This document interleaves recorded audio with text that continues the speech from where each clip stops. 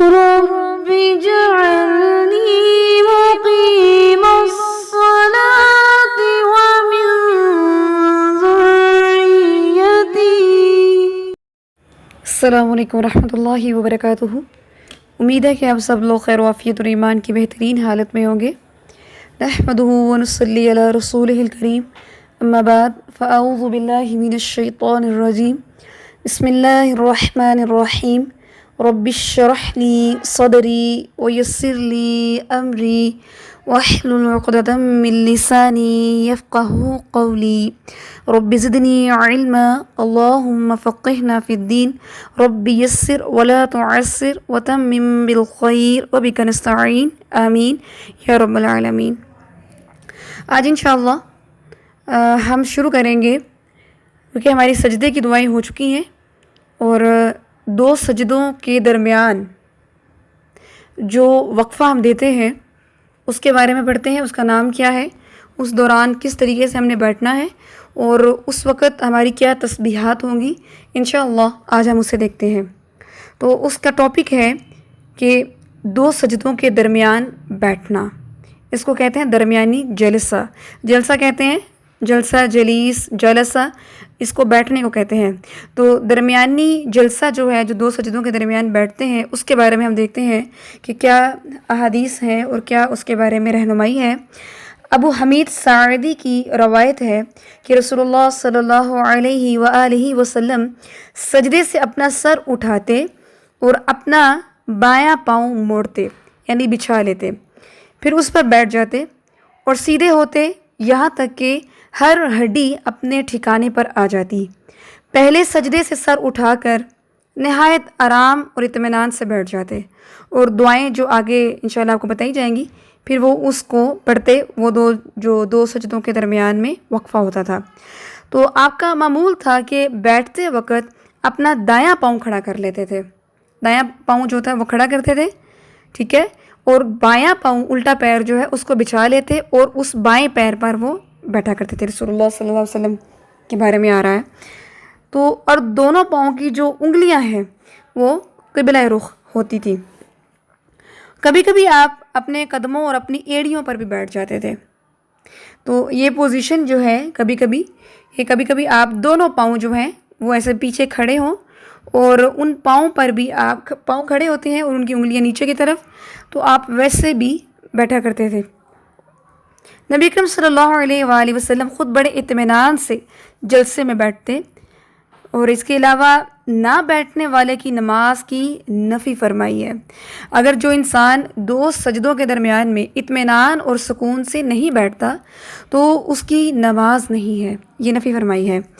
لیکن دیکھیں کہ اکثر اوقات ہم اتنی سپیڈ سے پڑھتے ہیں اور بعض اوقات لا علمی میں پڑھتے ہیں کہ ایک سجدہ اگر ہم نے کیا ہے تو بالکل ہماری کمر ابھی اسٹریٹ بھی نہیں ہو پاتی کہ ہم دوسرا سجدہ کر لیتے ہیں، اور حالانکہ یہاں پر واضح طور پہ آیا ہے کہ رسول اللہ ایک سجدہ کرنے کے بعد آرام سے کمر سیدھی کر کے بیٹھ جاتے ہیں، بلکہ ایک پاؤں دایاں کھڑا کر لیتے، بایاں بچھا لیتے، یعنی کہ اطمینان سے بیٹھتے اور اس کے دوران جو تسبیحات تھی وہ پڑھتے، اس کے بعد اگلا سجدہ کرتے۔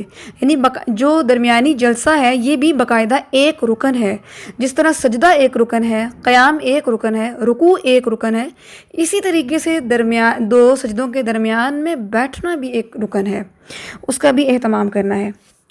تو اب ہم دیکھ لیتے ہیں کہ جلسے کی مسنون دعائیں کون سی ہیں۔ تو جلسے کی جو دو مسنون دعائیں ہیں وہ ہم دیکھ لیتے ہیں آج انشاءاللہ۔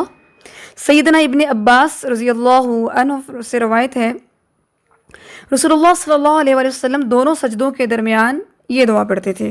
ابھی میں یہ دعا پڑھوں گی لفظ با لفظ، پھر اس کا ٹرانسلیشن بتاؤں گی، اس کی ادائیگی بھی آپ چیک کر لیجئے گا، اور انشاءاللہ امید ہے کہ آپ میں سے بہت سارے لوگوں کو یاد ہوگی، لیکن ہم اس کی ادائیگی اور ٹرانسلیشن کو دیکھ لیتے ہیں، اور جس کو اگر نہیں یاد تو وہ یاد بھی کر لے گا۔ اللہم اغفر لی، اللہم اغفر لی وارحمنی وعافنی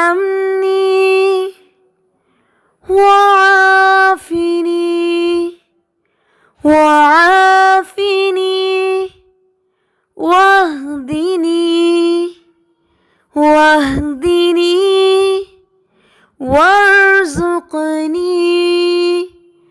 وارزقني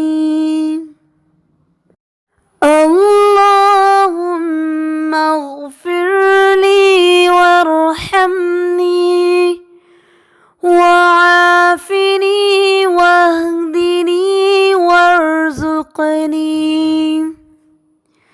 اللهم اغفر لی، اے اللہ مجھے بخش دے، ورحمنی اور مجھ پر رحم فرما، اور مجھے عافیت دے، واہدنی اور مجھے ہدایت دے، ورزقنی اور مجھے روزی عطا کر۔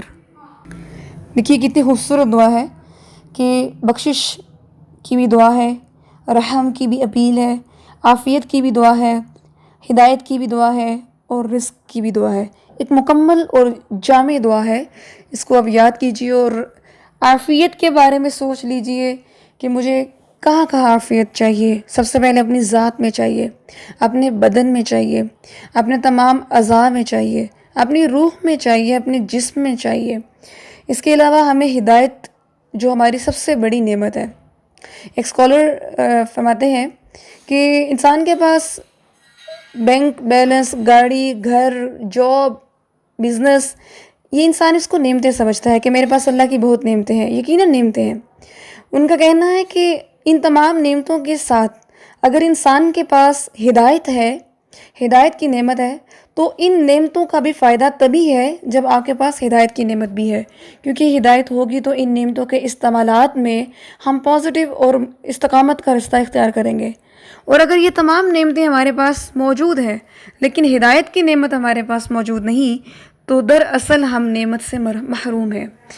تو اس میں دیکھیں کہ ہدایت کی بھی دعا ہے، اس کے بعد اللہ کے رحم کی دعا ہے کہ اللہ تعالیٰ ہم پر اپنا رحم کر دے، اور اس کے بعد سب سے بڑی دعا کہ اللہ تعالیٰ تو ہمیں بخش دے۔ تو بہت ہی خوبصورت دعا ہے، اس کو یاد کیجیے گا پورے خلوص اور خوش و خضوع کے ساتھ، سوچتے ہوئے بڑے اطمینان اور سکون کے ساتھ جلسہ میں بیٹھ کے، درمیانی جلسہ میں بیٹھ کر اس دعا کو کریں۔ ایک دفعہ پڑھیں، 2 دفعہ پڑھیں، 3 دفعہ پڑھیں، اس میں کوئی کمی نہیں ہے کہ آپ اس کو صرف اتنی دفعہ پڑھیں، جتنی دفعہ چاہے آپ اس دعا کو پڑھیں، مانگیں اللہ تعالیٰ سے انشاءاللہ۔ تو اس دعا کو آپ نے یاد کرنا ہے وتھ ٹرانسلیشن انشاءاللہ، اور انشاءاللہ پھر آپ نے یہ دعا مجھے سنانی ہے۔ تو انشاءاللہ نیکسٹ پھر ہم دعا پڑھیں گے، اگلی دعا۔